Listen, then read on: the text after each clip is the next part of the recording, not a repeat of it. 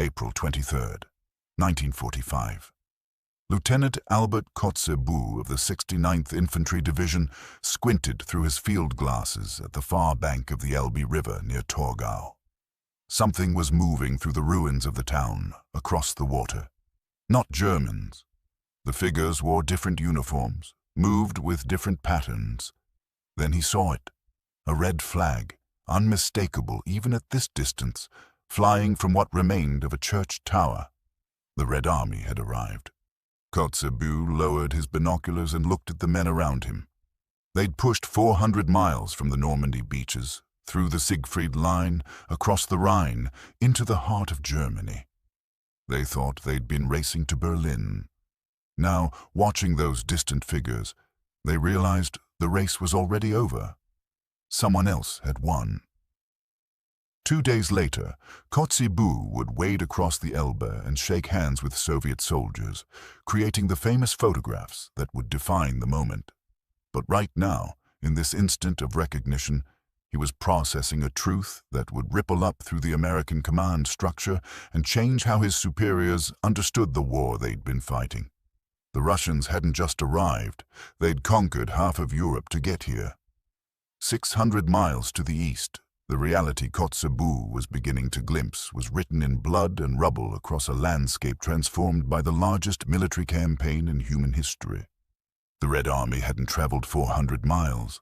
They'd traveled over 1,000, fighting for every mile, dying in numbers that would have annihilated the entire American force in Europe several times over. When Lieutenant General Courtney Hodges, commander of the First Army, received reports of the Elbe meeting, his first response was practical. He wanted to know Soviet positions, their strength, their intentions. The answers that came back over the following days painted a picture that surprised even officers who'd been tracking Soviet progress through intelligence reports. The Soviets weren't approaching Berlin. They were already there, surrounding it, beginning the final assault. Their forward elements were west of the city. In some sectors, they'd pushed beyond where American forces had halted at the Elbe. The line of contact wasn't a meeting of equals converging on a common goal. It was a meeting between an army that had stopped and an army that was still advancing. General Omar Bradley stood in his headquarters at Wiesbaden, studying the maps with new understanding. He'd commanded the 12th Army Group through France and Germany, coordinated the movements of 4 field armies, overseen victories at Remagen and the Ruhr encirclement. He knew what it took to move armies across hostile territory. The distances on the map before him told a story that made his own accomplishments seem modest by comparison. From Stalingrad to Berlin, from the Volga to the Elbe, the Red Army had fought across more than 1,200 miles of territory, much of it devastated, all of it defended. They'd done it while the Wehrmacht was still strong, before the German army collapsed into the disorganized remnants now surrendering to American forces. They'd done it while losing soldiers at a rate that would have ended the American war effort in months. Bradley had lost roughly 30,000 men taking his armies from Normandy to central Germany. The intelligence estimates suggested the Soviets had lost that many in a single week during some of their major operations. The Berlin assault alone, still ongoing, was costing them casualties that exceeded American losses for the entire European campaign. He picked up the telephone to call Eisenhower. The Supreme Commander needed to understand what they were about to encounter when American and Soviet forces began formal coordination. Dwight Eisenhower had been receiving intelligence about Soviet operations since the Yalta Conference in February. He'd studied the reports, tracked the advances, understood intellectually what the Red Army had accomplished, but intelligence reports and maps were abstractions. He needed to see it himself, to meet the commanders who'd done it, to understand the force that would now occupy half of Europe. On May 7th, 2 days before the German surrender, Eisenhower received an invitation from Marshal Georgy Zhukov. The Soviet commander wanted to meet, to coordinate the final operations, to establish protocols for the occupation. Eisenhower accepted immediately. This wasn't just military necessity. This was history, and he knew it. The meeting took place in Berlin on June 5th, after the surrender, after the immediate chaos had settled into occupation. Eisenhower flew into Tempelhof Airport and drove through streets that looked like the surface of the moon. He'd seen bombed cities. He'd walked through the ruins of German towns destroyed by American artillery and air power. Nothing had prepared him for Berlin. The city wasn't damaged. It was erased, block after block of rubble, punctuated by the hollow shells of buildings that had somehow remained partially standing. The destruction was so complete, it was difficult to imagine this had been a functioning city just months before. This wasn't the result of bombing alone. This was what happened when two massive armies fought street by street, building by building, room by room. Zhukov met him at Soviet headquarters with full military honors. The Soviet marshal was 58 years old, compact and solid, wearing a uniform covered in medals. His handshake was firm, his eyes direct. Through interpreters, he welcomed Eisenhower to Berlin and suggested a tour of the city before their formal discussions. They drove through the ruins in a Soviet staff car. Zhukov pointed out landmarks, or rather, pointed out where landmarks had been. The Reichstag, where the red flag had been raised on April 30th. The Reich Chancellery, where Hitler had died. The Tiergarten, now a wasteland of shattered trees and abandoned equipment. Eisenhower asked questions. How long had the battle taken? 16 days of sustained assault, Zhukov answered, after months of fighting to reach the city. How many troops? Over 2 million Soviet soldiers in the final operation. How many casualties? Zhukov's face remained impassive. Approximately 80,000 killed, 280,000 wounded in the Berlin operation alone. Eisenhower did the mathematics in his head. The Soviets had lost more men taking Berlin than the Americans had lost in the entire European theater, in 16 days. And Berlin was just the final act of a campaign that had lasted years. That evening, at a formal dinner, Zhukov spoke more freely. He'd commanded the defense of Moscow in 1941, when German forces came within sight of the Kremlin. He'd led the counter-offensive that winter, pushing the Wehrmacht back from the capital. He'd commanded at Stalingrad, at Kursk, through Byelorussia and Poland and into Germany. He'd been fighting this war for 4 years without pause, leading armies that had been destroyed and rebuilt multiple times. Eisenhower had commanded the invasion of Normandy, brilliant in its planning and execution. 11 months from D-Day to victory. Zhukov had been fighting for 48 months across distances that made the drive from Normandy to Berlin look like a training exercise. The toasts began. Soviet officers raised glasses to Allied cooperation, to victory, to fallen comrades. The Americans responded in kind. But Eisenhower noticed something in how the Soviet officers drank. These weren't celebratory toasts. These were memorials. Every glass raised was for someone who wasn't there, for units that had been annihilated, for cities that had been destroyed, for a country that had been devastated. One Soviet general, slightly drunk, began listing battles. Smolensk, Kiev, Kharkov, Sevastopol, Stalingrad, Kursk, Minsk, Warsaw, Königsberg, Berlin. Each name was another catastrophe survived, another impossible victory achieved. The general's voice grew louder with each name, not in triumph, but in something closer to disbelief that he was still alive to recite them. Eisenhower returned to his headquarters with a new understanding of the war he'd been fighting. The Western Front had been crucial, decisive even. Without the invasion of France, without the pressure from the West, the war might have dragged on for years. But the Eastern Front had been apocalyptic. It was a different kind of war, fought at a scale and intensity that had no parallel in the American experience. General George Patton had a different reaction. He'd pushed his Third Army across France faster than any army in history, raced to relieve Bastogne, driven deep into Germany. He was proud of what his men had accomplished, and rightly so. But he was also deeply suspicious of Soviet intentions, and what he saw when American and Soviet forces met only deepened his concerns. Patton visited the contact zones in early May, talking to American soldiers who'd met their Soviet counterparts. The reports were mixed. Some American troops found the Soviet soldiers friendly, eager to trade cigarettes and stories. Others reported encounters that were tense, with Soviet officers who were rigidly formal and troops who seemed more controlled than any soldiers Patton had ever seen. But what struck Patton most was the equipment. Soviet tanks lined up along the Elbe weren't the obsolete machines he'd expected. The T-34 medium tanks were well-designed, reliable, produced in staggering numbers. The heavy IS-2 tanks were more heavily armored than anything the Americans had. The artillery was massive, deployed in concentrations that exceeded American norms.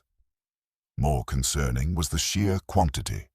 American units reported Soviet formations that seemed endless. Division after division, army after army, all of them moving west, all of them stopping only because they'd been ordered to stop. The Red Army wasn't exhausted. It was pausing. Patton wrote in his diary that night, expressing thoughts he'd later voice more publicly. The Soviets had pushed the Germans back across half of Europe. What would stop them from continuing west? They had the numbers, the equipment, the momentum. The only thing preventing them from reaching the Atlantic was political will, and Patton wasn't sure how long that would last. He advocated, controversially, for keeping American forces in an aggressive posture, for not demobilizing too quickly, for maintaining the capability to respond if Soviet intentions changed. His superiors, including Eisenhower, considered him paranoid. But Patton had seen something in those endless columns of Soviet troops that worried him. He'd seen an army that had learned how to win through sheer mass and willpower, and he wasn't confident that army would simply go home. Lieutenant General William Simpson, commander of the Ninth Army, had perhaps the most direct encounter with Soviet military power. His forces had reached the Elbe near Magdeburg, just 60 miles from Berlin. He'd requested permission to continue the advance, to take Berlin before the Soviets arrived. Eisenhower had refused. Berlin was in the Soviet zone of occupation, agreed upon by the Allied leaders. American forces would halt at the Elbe. Simpson had obeyed, though he believed his army could have reached Berlin first. Then the Soviets arrived, and he understood why Eisenhower's decision had been correct, if not for the reasons stated. The Soviet forces that took up positions along the Elbe weren't a single army. They were multiple armies, each one larger than Simpson's entire command. The First Byelorussian Front alone, commanded by Zhukov, numbered over 1 million men. The First Ukrainian Front under Marshal Ivan Konev was similarly massive. Together, they'd surrounded Berlin with over 2 million soldiers, supported by thousands of tanks and tens of thousands of artillery pieces. Simpson had 12 divisions in the Ninth Army, roughly 300,000 men, well-equipped, well-trained, confident. But watching the Soviet build-up, he realized his army could have reached Berlin only if the Soviets had allowed it. The moment Soviet leadership decided Berlin was theirs, no American force could have contested it without triggering a war between the Allies. He reported this to Bradley, who reported it to Eisenhower. The Supreme Commander had made his decision based on political agreements and strategic priorities, but the military reality supported it. The Red Army had concentrated force in Central Europe that exceeded anything the Western Allies could match without months of build-up and redeployment. The meetings between American and Soviet commanders continued through May and June. Protocol visits, coordination meetings, joint celebrations of victory. At each encounter, American officers absorbed more details about what the Red Army had accomplished and what it had cost. A Soviet colonel mentioned casually that his rifle division had been destroyed and rebuilt 3 times during the war. Destroyed. Not depleted, not badly damaged. Destroyed. Rebuilt from scratch with new soldiers, new equipment, sent back into battle. This had happened 3 times to one division. He said it without emotion, as if this were normal, as if everyone's division had been destroyed and rebuilt multiple times. An American major asked a Soviet counterpart about the battle for Stalingrad. The Soviet officer stared at him for a moment, then asked if the American really wanted to know. The major nodded. The Soviet began describing urban combat that lasted for months, fighting for individual buildings, for floors within buildings, for rooms within floors. Casualties measured not in percentages, but in whole units ceasing to exist. The 62nd Army, which held the city, lost 90% of its strength. Reinforcements were fed across the Volga River under constant fire, with the expectation that most wouldn't survive the crossing. The major stopped asking questions. General Bradley met with Marshal Konev in late May. Konev's First Ukrainian Front had driven from Ukraine through Poland and into Germany, fighting some of the war's bloodiest battles. Bradley asked about the Vistula-Oder offensive, a Soviet operation in January that had advanced 300 miles in 3 weeks. How had they maintained supply lines across such distances in winter? Konev explained the Soviet system. Everything was simplified, standardized, designed for mass production and rapid replacement. Trucks were basic but numerous. Ammunition was stockpiled in massive quantities before operations began. Food was simple, often just bread and soup. The Red Army didn't need complex logistics because it didn't provide complex support. Soldiers carried what they needed or did without. Bradley thought about American logistics, the massive effort required to keep his armies supplied with everything from ammunition to cigarettes to hot meals. The Soviets had solved the logistics problem by eliminating most of the logistics. It was brutally effective and brutally simple. But Konev also described the cost. The Vistula-Oder offensive had cost the Soviets approximately 45,000 killed and 200,000 wounded. In 3 weeks, they'd advanced 300 miles and destroyed multiple German armies, but they'd paid a price that would have been considered catastrophic by American standards. Bradley asked if Konev thought the cost was worth it. The Soviet marshal looked at him with something close to incomprehension. Worth it. Germany had invaded the Soviet Union, destroyed entire cities, killed millions of civilians, attempted to annihilate the Soviet state. The cost of stopping them, of driving them back, of destroying them utterly, was whatever it took. There was no calculation of worth. There was only survival and revenge. The cultural gap between the American and Soviet experiences of the war became clearer with each meeting. Americans had fought hard, lost men, made sacrifices. But America hadn't been invaded. American cities hadn't been destroyed. American civilians hadn't been systematically murdered. The American war was professional, fought by soldiers who'd volunteered or been drafted, supported by a population that experienced the war through rationing and newsreels. The Soviet war was existential. Every Soviet soldier had lost family members, had seen his hometown destroyed or occupied, had personal reasons for fighting that went beyond duty. The Red Army wasn't just defeating Germany, it was avenging the Soviet Union. This explained the intensity of Soviet operations, the willingness to accept casualties that Americans found incomprehensible, the drive that had pushed the Red Army from Stalingrad to Berlin without pause. It also explained the behavior American soldiers reported from Soviet troops, the drinking, the emotional volatility, the mixture of celebration and grief. These weren't professional soldiers completing a mission. These were survivors of a catastrophe, still processing what they'd endured. Eisenhower compiled his observations into reports for Washington. The Soviet Union had won the war against Germany, he wrote, in a way that made Western Allied contributions seem almost supplementary. The Red Army had destroyed the Wehrmacht. The Germans had deployed 80% of their forces on the Eastern Front. The majority of German casualties had occurred there. Berlin had fallen to Soviet troops.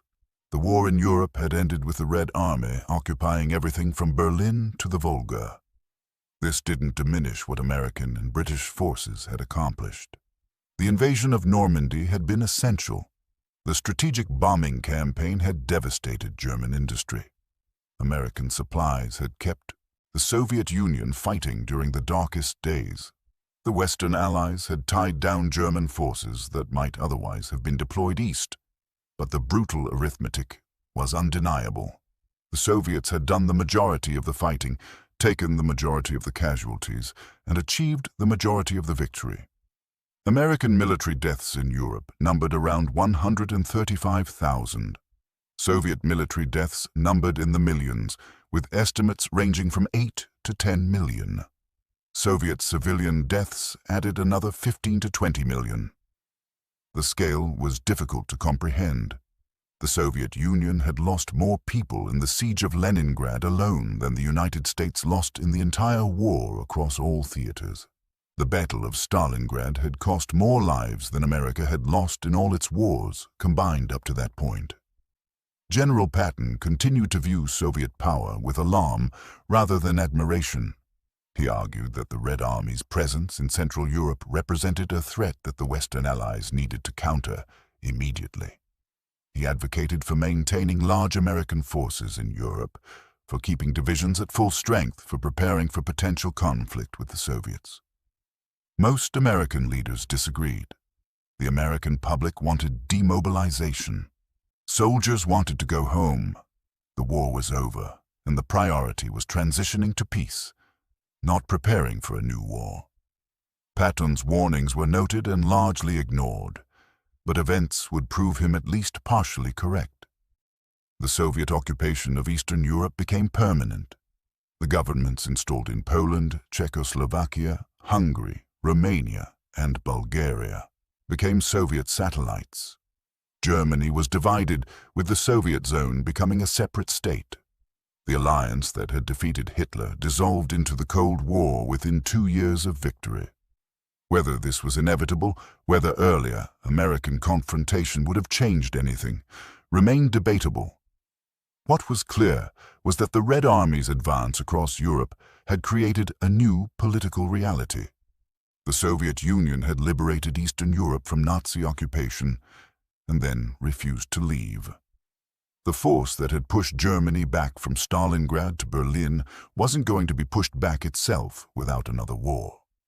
American generals, watching Soviet forces consolidate control over their occupation zones, understood that they'd witnessed something unprecedented. The Red Army had conducted the largest military campaign in history, suffered casualties that would have destroyed any other nation's army multiple times over, and emerged victorious and powerful enough to dominate half of Europe. The meetings between American and Soviet commanders became less frequent as the occupation settled into routine. The initial curiosity and celebration gave way to growing tension. Soviet officers became more guarded, less willing to discuss operations or capabilities. American officers reported increasing restrictions on movement in Soviet-occupied zones. The brief moment of Allied unity at the Elbe, the handshakes and toasts and shared victory, faded into memory. What remained was the reality of two very different armies, representing two very different systems, occupying two halves of a divided continent. Eisenhower's final assessment, written in June 1945, captured the complexity of what American commanders had witnessed. The Soviet Union had won the war in Europe through a combination of massive sacrifice, brutal determination, and increasingly sophisticated military operations. The Red Army that met American forces at the Elbe was not the Red Army that had nearly been destroyed in 1941. It had learned, adapted, and become one of the most powerful military forces in history. American forces had played a crucial role in Germany's defeat. But the Soviet Union had paid the price in blood that made that defeat possible. The distance from Stalingrad to Berlin, measured in miles, was 1,200. Measured in casualties, it was millions. Measured in historical impact, it was the transformation of the Soviet Union from a nearly defeated nation to a superpower that would dominate half of Europe for the next 45 years. The American generals who met the Red Army at the Elbe came away with different conclusions. Some, like Eisenhower, respected what the Soviets had accomplished while remaining wary of their intentions. Others, like Patton, saw only a threat that needed to be contained. Still others, like Bradley, focused on the practical challenges of occupation and demobilization. But all of them understood that they'd witnessed something extraordinary. The Red Army had pushed Germany back from the gates of Moscow to the ruins of Berlin. They'd done it through sacrifice that exceeded anything in the American experience of war. They'd done it while losing more soldiers in single battles than the United States lost in the entire war. The victory at the Elbe was shared, but the cost had not been.